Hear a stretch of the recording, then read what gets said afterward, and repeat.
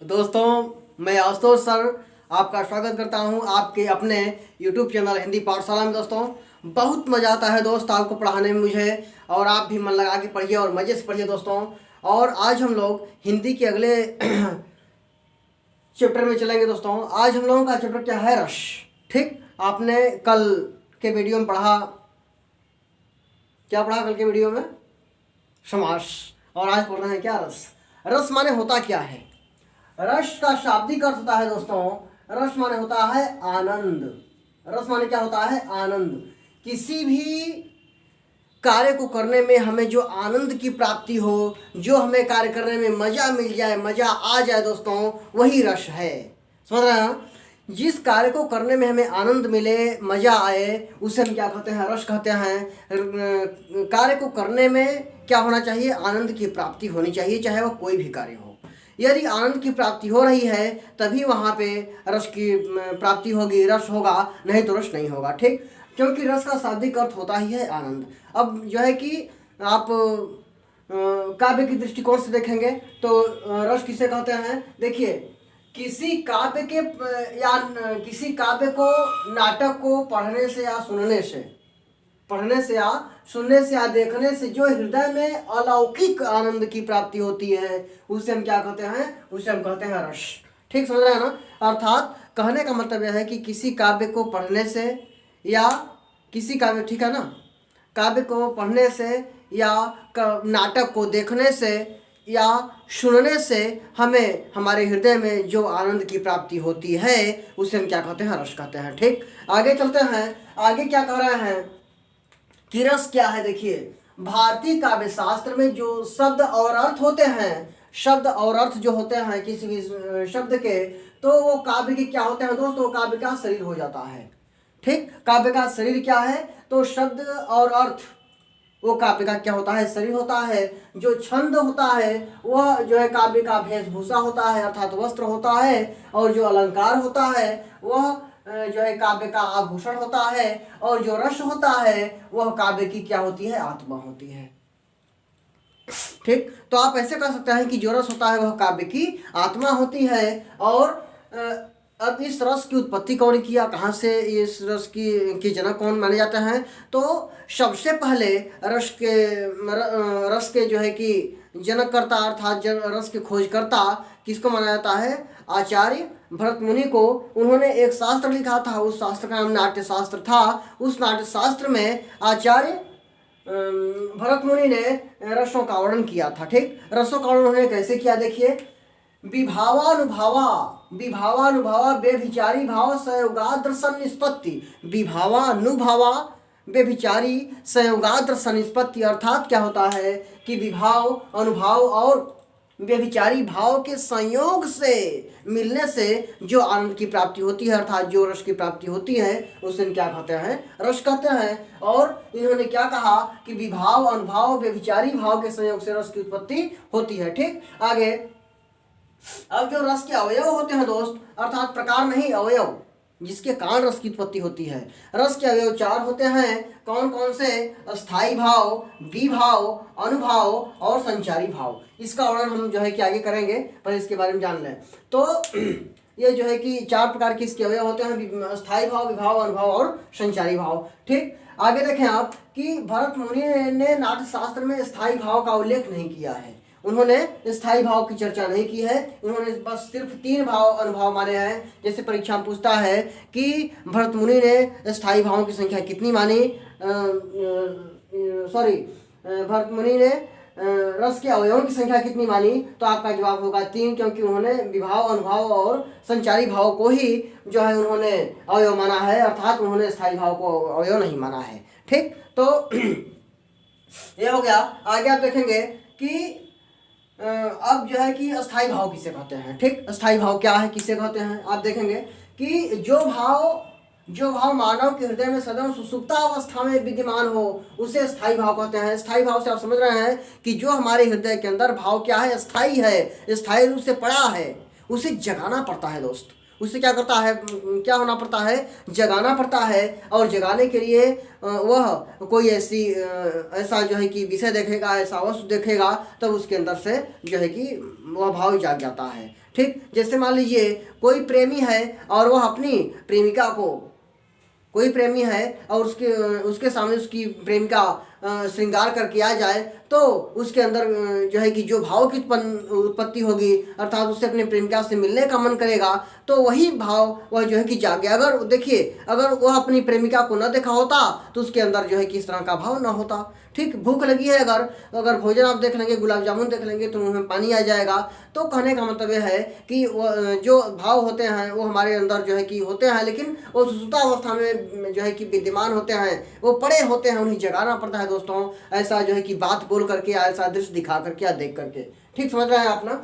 फिर आगे हम लोग चलते हैं कि स्थायी भाव कहते हैं जो भाव मानव के हृदय में सदैव सुषुप्त अवस्था में विद्यमान रहते हैं उसे स्थायी भाव कहते हैं। अनुकूलित अवसर पाते ही ये जाग जाते हैं। मैंने ये बताया उदाहरण कि अनुकूलित अवस्था पाते ही क्या करते हैं, ये फटाक से जाग जाते हैं। आगे, यही भाव अन्य भाव की सहायता से, यही भाव अन्य भाव की सहायता से संयुक्त होकर रस का रूप धारण कर लेते हैं। यही भाव अर्थात स्थायी भाव के कारण ही रस की उत्पत्ति होती है, विद्वानों का यह मत है, लेकिन यह मत जो है कि आचार्य भरतमुनि का नहीं है। ठीक, आगे देखेंगे, भारतीय आचार्यों ने इसकी संख्या 9 मानी है। किसकी? स्थायी भावों की। ठीक, स्थायी भाव जितने होते हैं उतने रस भी होते हैं। ठीक है, तो भारतीय आचार्यों ने इसकी संख्या कितनी मानी है? 9 मानी है। भरत मुनि ने इसकी संख्या सिर्फ 8 मानी। क्यों? क्योंकि उन्होंने शांत रस को रस नहीं माना। ठीक है, तो अभिनव गुप्त ने क्या कहा? नवोस्मि शांत रस। उन्होंने नवारस मान लिया। किसको? शांत रस को अभिनव गुप्त ने जो है कि नवारस मान लिया। तो कहने का मतलब यह है कि यह भरत मुनि ने इसकी संख्या कितनी मानी है? 8। अभिनव गुप्त ने इसकी संख्या 9 मानी है। ठीक है दोस्त, ठीक है, तो पहला आपने पढ़ा। अब देखिए दूसरा इसका क्या होता है। दूसरा होता है दोस्तों इसका अवयव, दूसरे अवयव होता है इसके विभाव। अब विभाव देखिए क्या है। विभाव में क्या होता है कि स्थायी भाव को जागृत करने वाले भाव को, अर्थात स्थायी भाव जो है हमारे अंदर, उसको जागृत करने वाले भाव को हम क्या कहते हैं? विभाव कहते हैं। ठीक, आगे, विभाव 2 प्रकार का होता है। एक होता है आलम्बन और एक होता है उद्दीपन। ठीक, आलम्बन और उद्दीपन। आलम्बन और उद्दीपन समझ गए आप? आलम्बन क्या होता है? जो आलम्बन होता है जो है कि, और जो उद्दीपन होता है, उद्दीपन क्या है? उद्दीपन जिसके वजह से भाव उत्पन्न हो, और आलम्बन जिसमें भाव उत्पन्न हो। जैसे राधा को देखकर कृष्ण के हृदय में प्रेम की उत्पत्ति होती है, तो राधा उद्दीपन है और आलम्बन क्या है? कृष्ण का हृदय है। ठीक, गुलाब जामुन देखकर मुंह में पानी आ गया, तो गुलाब जामुन उद्दीपन है और आलम्बन क्या है? मुंह है। मुंह में पानी आना क्या है? आलम्बन है। समझ गए आप? तो विभाव क्या करता है? स्थायी भाव को जागृत करने वाले भाव को क्या कहते हैं? विभाव कहते हैं। विभाव के वजह से ही स्थायी भाव की उत्पत्ति होती है दोस्त। ठीक, आगे चले। विभाव 2 प्रकार के होते हैं, आलम्बन और उद्दीपन। आप समझ गए। आगे चलते हैं तो आलम्बन देखिए क्या है? जिस प्राणी या वस्तु के द्वारा जो है कि स्थायी भाव जागृत हो उसे जो है कि आलम्बन कहते हैं, जो हमने आपको उदाहरण बताया। दूसरा क्या है कि उद्दीपन क्या है? अब उद्दीपन भैया है कि स्थायी भाव को उद्दीप्त करने वाले भाव को, जो भाव उद्दीप्त कर देंगे उसे जो है क्या कहेंगे? उद्दीपन कहेंगे। उद्दीपन अब यहाँ देखिए 2 प्रकार के होते हैं। आलम्बन की सारी चेष्टाएं, जो आलम्बन होगी उसकी शारीरिक चेष्टाएं।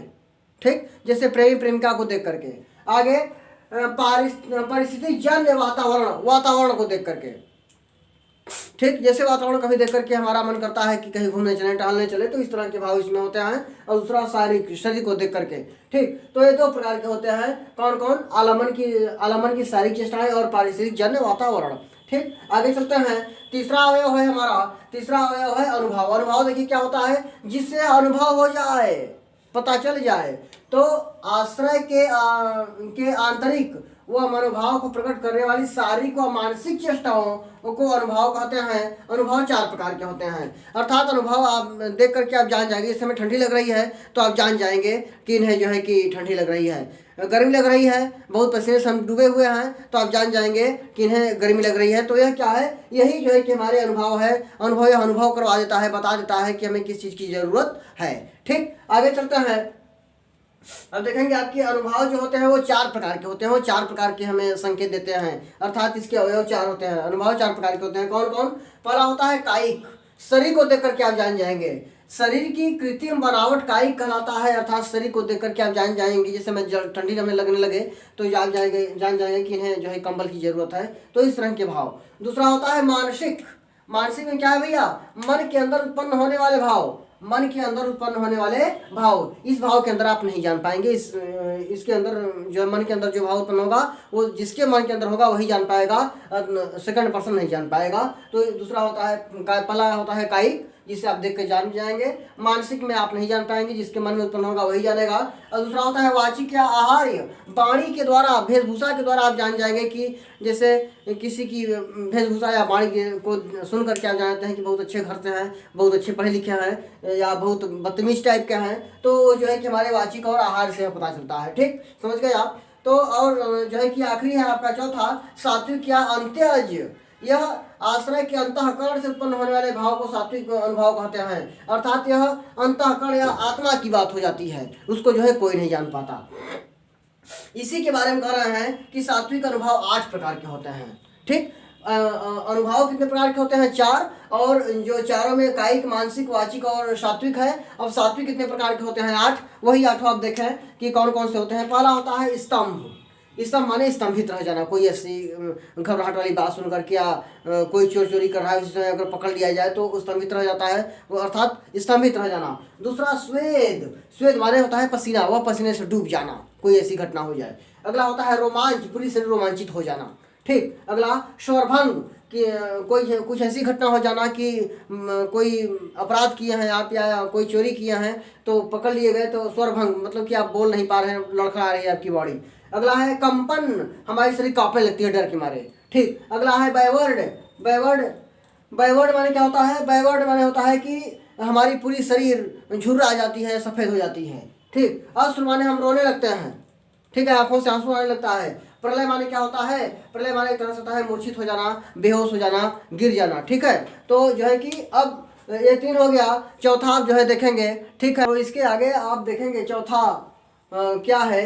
चौथा है स्थायी भाव। स्थायी भाव, सॉरी, संचारी भाव। चौथा संचारी भाव। संचारी भाव में आप देखेंगे क्या है कि रस अथवा स्थायी भाव के सहकारी कारक, रस अथवा स्थायी भाव के सहकारी कारक, अर्थात इसका मतलब यह हुआ कि रस का या तो फिर स्थायी भाव का जो सहकारी है, अर्थात जो साथ देने वाले हैं, वे कारक जो पानी के बुलबुलों की भांति, पानी के बुलबुलों की भांति रस निष्पत्ति के बाद जन्म लेते हैं, अर्थात रस जब उत्पन्न हो जाता है शरीर के अंदर तब वो जन्म लेते हैं, उसे संचारी भाव कहते हैं। कहने का मतलब यह है दोस्त कि जब भाव पूर्ण रूप में आपके अंदर जागृत हो जाए और तब पूरा चुंडी से अंगूठे से लेकर के चुंडी तक के जो है कि पूरे वो शरीर के एक अंग में संकुचित होने लगते हैं, अर्थात संचरित होने लगते हैं, उसे हम क्या कहते हैं? संचारी भाव कहते हैं। ठीक, संचारी भाव जिसकी संख्या 33 होती है। जिसकी संख्या कितनी होती है?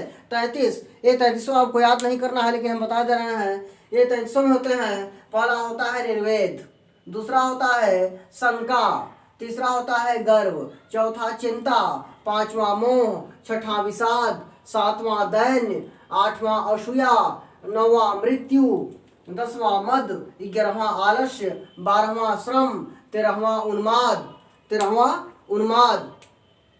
14वां रहस्य, 15वां चंचलता, 16वां अपस्मार, 17वां भय, 18वां ग्लानि, 19वां ब्रीड़ा, 20वां जड़ता, 21वां हर्ष, 22वां धैर्य, 23वां मति, 24वां आयोग, 25वां उत्कंठा, 26वां निद्रा और 27वां स्वप्न, 28वां बोध, 29वां उग्रता, 30वां व्याधि, 31वां अमर्ष और 32वां वितर्क और 33वां स्मृति।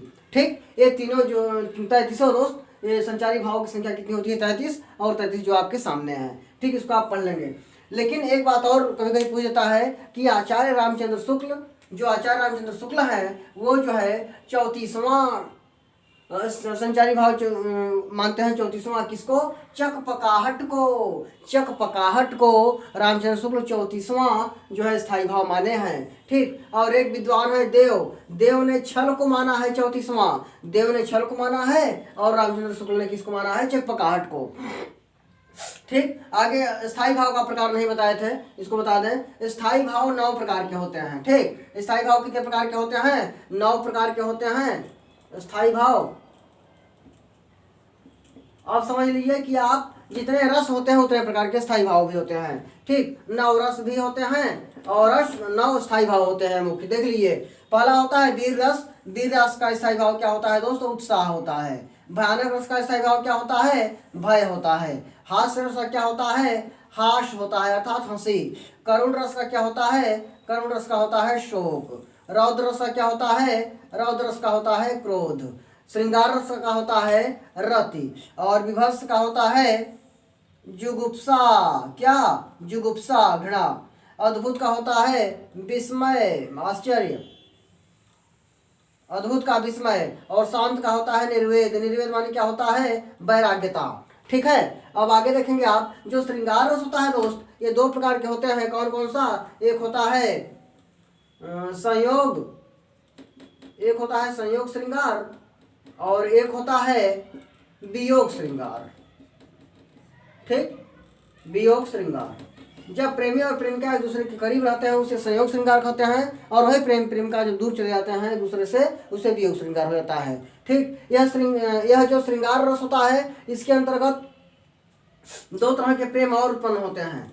श्रृंगार में रति होता है, रति माने प्रेम होता है। आप जानते हैं कि प्रेम 3 तरह का होता है। पहला प्रेमी और प्रेमिका या पति पत्नी का प्रेम, दूसरा होता है माता और पुत्र का प्रेम। तो उसे हम क्या कहते हैं दोस्त? माता और पुत्र के प्रेम को हम कहते हैं वात्सल्य रस, वात्सल्य। और जो है एक होता है भक्त और भगवान का रस, भक्त और भगवान का प्रेम, तो उसे हम क्या कहते हैं? भक्ति रस, भक्ति रस। भक्ति रस का स्थायी भाव होता है अनुराग।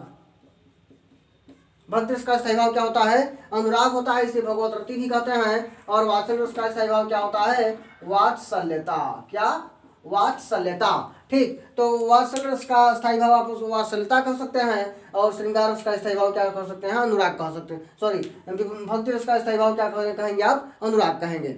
ठीक है, अब आप यह देख रहे हैं कि रसों की संख्या 9, स्थायी भावों की संख्या 9, जो कि आप ऐसे याद कर सकते हैं। वीर भयानक हास्य रस, करुण रौद्र श्रृंगार, विभत्स अद्भुत शांत रस, कविता के 9 सार। आप ऐसे पढ़ लेंगे, कविता की तरह याद भी हो जाएगा और उसके स्थायी भाव भी हो जाएंगे। ठीक है, अब इसके आगे हम उदाहरण दे रहे हैं कौन रस किसका है। ठीक है, तो हम लोग अब जो है कि जो स्थायी भाव हैं या जो अवयव हैं, और उसके जो है 4 अवयव हैं आपने पढ़ा। अब 4 अवयव जो स्थायी भाव है उसी के अंतर्गत रस आता है। तो रस को आइए देख लें कि रस क्या है।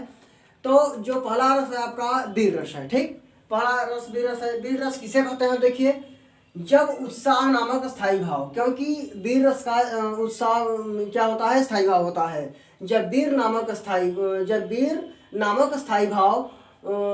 भाव विभाव, देखिए विभाव, अनुभाव और संचारी भाव की पुष्टि करता है तो वहाँ वीर रस की उत्पत्ति होती है। ठीक, जब उत्साह नामक स्थायी भाव विभाव, अनुभाव और संचारी भाव की पुष्टि करता है तो वहाँ क्या होता है? वहाँ होता है दोस्त वीर रस की वहाँ उत्पत्ति होती है। अब जैसे वीर रस की उत्पत्ति में उदाहरण क्या देखा आपने कि वीर तुम बढ़े चलो, धीर तुम बढ़े चलो, सामने पहाड़ हो, सिंह की दहाड़ हो। ठीक, तुम वहाँ रुको नहीं, तुम वहाँ झुको नहीं। तो हे वीर, तुम जो है कि अपने पथ पर, अपने मार्ग पर आगे बढ़ते चलो। सामने तुम्हारे जो है कि संसार रूपी, कठिनाइयाँ रूपी पहाड़ मिलेंगे, सुख और दुख मिलेगा, लेकिन तुम उससे घबराना नहीं। तुम जो है कि दहाड़ते हुए आगे अपने जीवन के संघर्ष को झेलते हुए आगे बढ़ते रहो। ठीक, तो यहाँ पे इस शब्द को पढ़ने से हमारे अंदर एक उत्साह की उत्पत्ति हो रही है, हमारे अंदर एक नए जो है कि ऊर्जा का संचार हो रहा है। तो इसलिए इस जो है उदाहरण से हमें वीर रस की उत्पत्ति होती है दोस्त।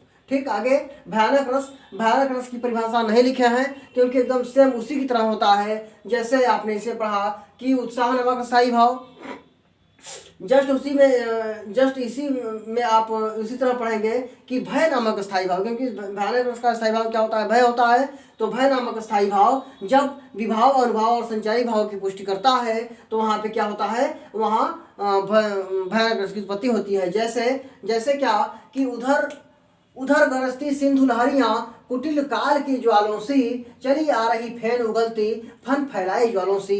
यहाँ पर समुद्र की जो है कि ज्वाला से, समुद्र की जो है कि भयंकर तूफान से, समुद्र की जो है जो लहरें उठती हैं भयानक, उसका वर्णन किया गया है कि उधर दृष्टि सिंधु लहरियाँ कुटिल काल की ज्वालों से और चली आ रही फन फैलाए, अर्थात सर्प की तरह फन फैला करके चली आ रही है। देखने में बहुत भयानक लग रहा है। ठीक है, तो यहाँ पे भयानक रस की उत्पत्ति हो रही है। ठीक, आगे हास्य रस। हास्य रस का ये परिभाषा लिखे हैं जस्ट दोस्तों उसी की प्रकार का होता है कि जैसे आपने इसे पढ़ा उसी प्रकार से इसमें भी कि हास्य नामक स्थायी भाव विभाव और भाव संचारी भाव की जब पुष्टि करता है तो वहाँ पे हास्य रस की उत्पत्ति होती है। जैसे होय है शिलास चंद्रमुखी, परसे पद मंजुल कंज तिहारे, किन्नी भरी रघुनायक जू, करुणा करी कान के पग उधारे। ठीक है, पर्वत पर तपस्या कर रहे साधु संतों पर हंसी आती है। उस समय की कहानी है जब जो है वही अहिल्या पत्थर बन गई थी ऋषि के श्राप के कारण। तो जब भगवान श्री राम का चरण पड़ा तो वह सुंदर नारी बन गई अहिल्या। तो जो है कि यहाँ पर वही वर्णन किया गया है कि वही शिला माने उस समय शिला माने पत्थर सब चंद्रमुखी नारियां बन जाएंगी। पर से पद माने उन पत्थर पर जब भगवान श्री कृष्ण के मंजुल कंज तिहारे, उस कंज तिहारे तक भगवान राम के जो है जब जो है मृदुल चरण पड़ेंगे तो वो जो पारस अर्थात जो पत्थर है वो चंद्रमुखी नारियां बन जाएंगी। किन्नी भली रघुनायक जू, करुणा कानन के पग उधारे, अर्थात जब भगवान श्री कृष्ण के चरणों का जो है कि रस पड़ेगा तो सारी जो है कि चंद्रमुखी नारियां, चंद्रमुखी पत्थर जो है चंद्रमुखी नारियां बन जाएंगी। तो यहाँ पे दोस्त यह है कि जो है कि इस सोच पर साधु संतों की इस सोच पर तपस्या कर रहे संतों पर हंसी आती है। तो यहाँ पर जो है कि हास्य रस का भाव उत्पन्न हो रहा है। ठीक, आगे देखेंगे करुण रस। करुण रस क्या है कि वही परिभाषा इसमें भी कि जब शोक नामक स्थायी भाव विभाव अनुभाव और संचारी भाव की पुष्टि करता है तो वहाँ क्या होता है, करुण रस की उत्पत्ति होती है। जैसे मणि खोए भुजंग से जननी, फन सा पटक रही थी शीश, अंधी आज बनाकर मुझको न्याय किया तुमने जगदीश। यहाँ उस समय कौन है जब श्रवण कुमार को वही तीर लग जाता है, मर जाता है श्रवण कुमार।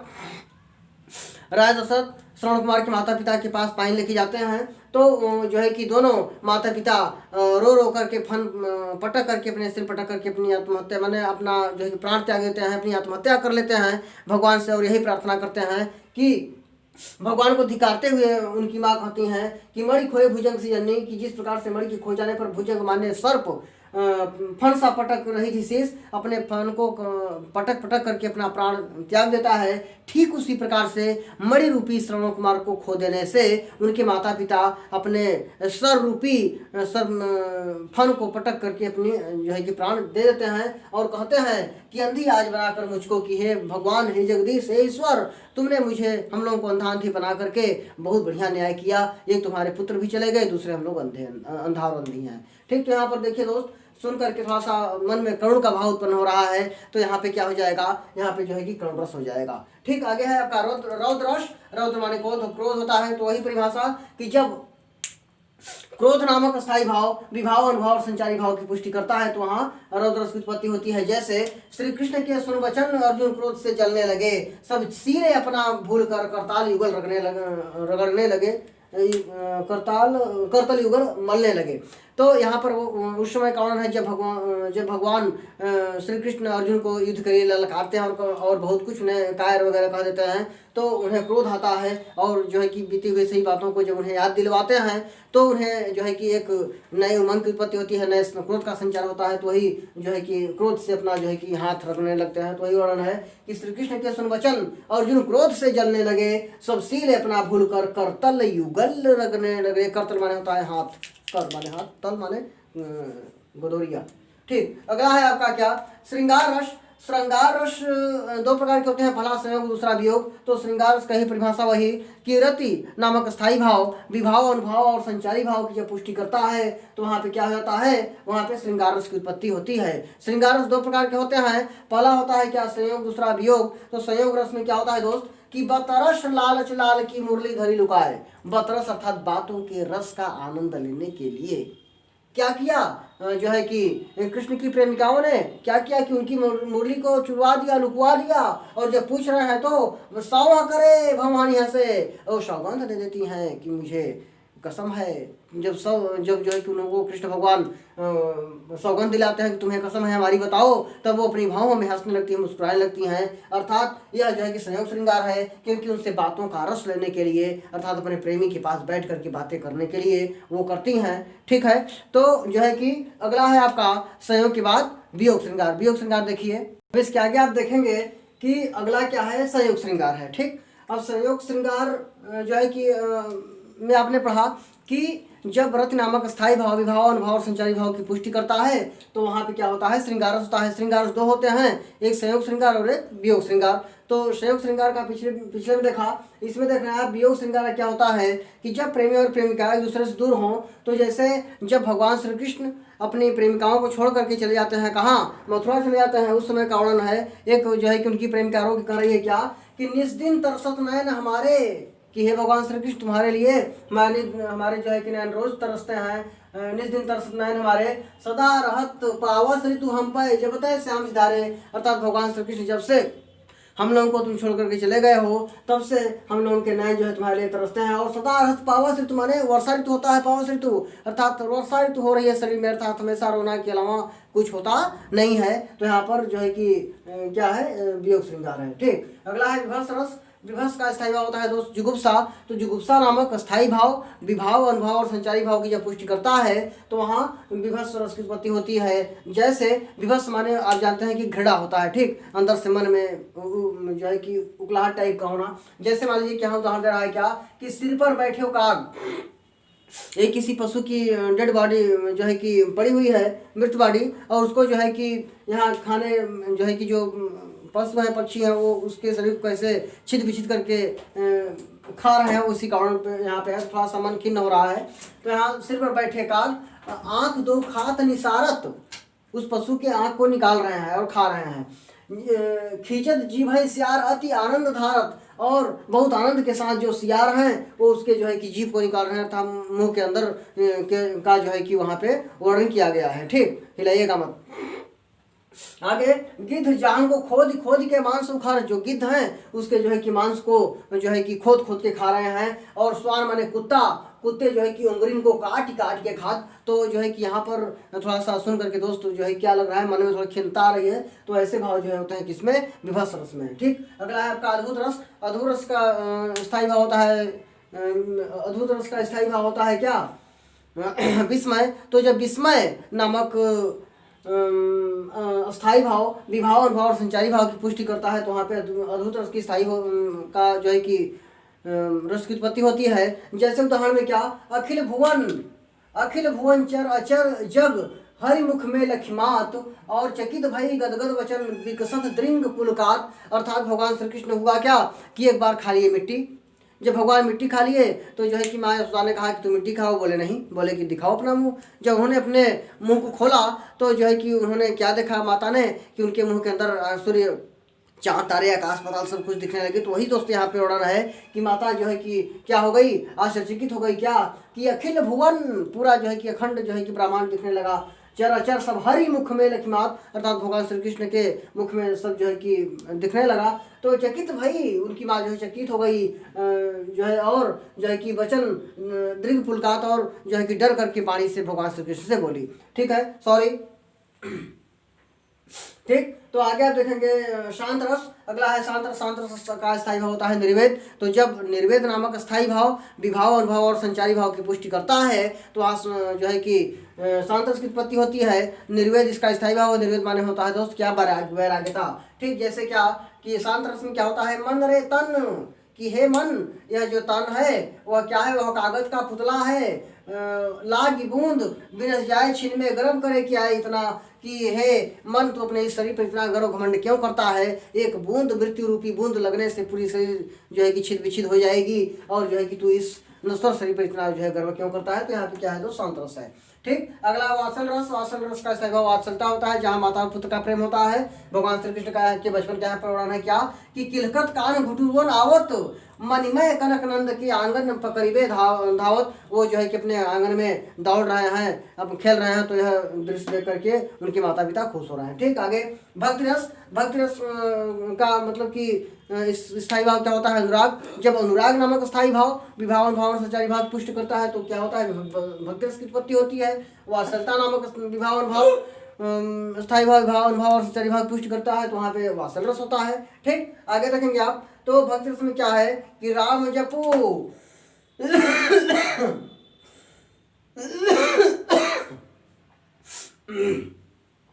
देखेंगे कि राम जपू राम जपू राम जपू बावरे, कि हे बावरे, हे मन, हे बावरा मन, क्या कर राम को जप। क्यों? क्योंकि घोर भव नीर निधि नाम निज नावरे, यही भगवान श्री राम के नाम रूपी नाव इस तुम्हारे संसार रूपी भव सागर से पार करवा सकता है। इसलिए तू जो है कि क्या कर, भगवान राम के नाम को जप। ठीक, तो यहाँ पे क्या हो जाएगा दोस्त? भक्ति रस हो जाएगा।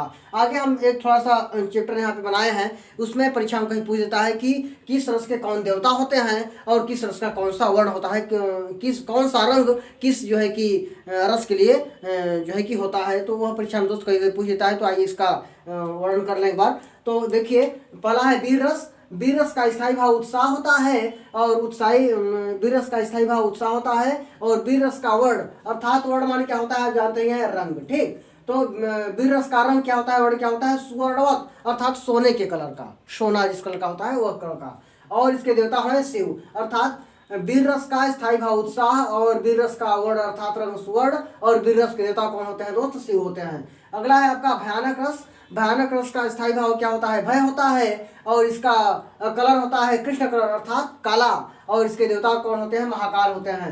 अगला है हास्य रस का स्थायी भाव हास होता है और इसका रंग होता है सफेद, और इसके देवता होते हैं प्रमथ। ठीक, प्रमथ।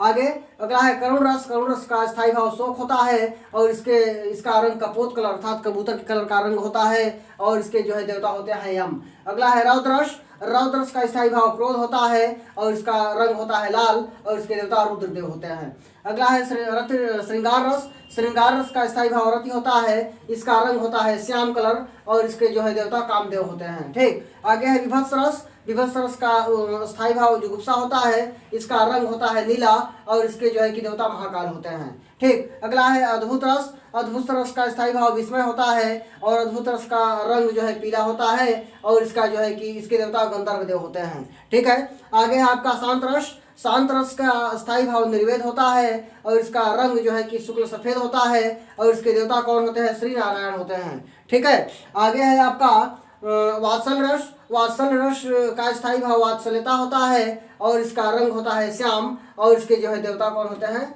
कृष्ण होते हैं। ठीक, आगे है भक्ति रस। भक्ति रस का स्थायी भाव होता है अनुराग और भक्ति रस का रंग होता है श्याम, और जो है कि भक्ति रस का के जो है देवता कौन होते हैं? कृष्ण होते हैं। ठीक हो गया।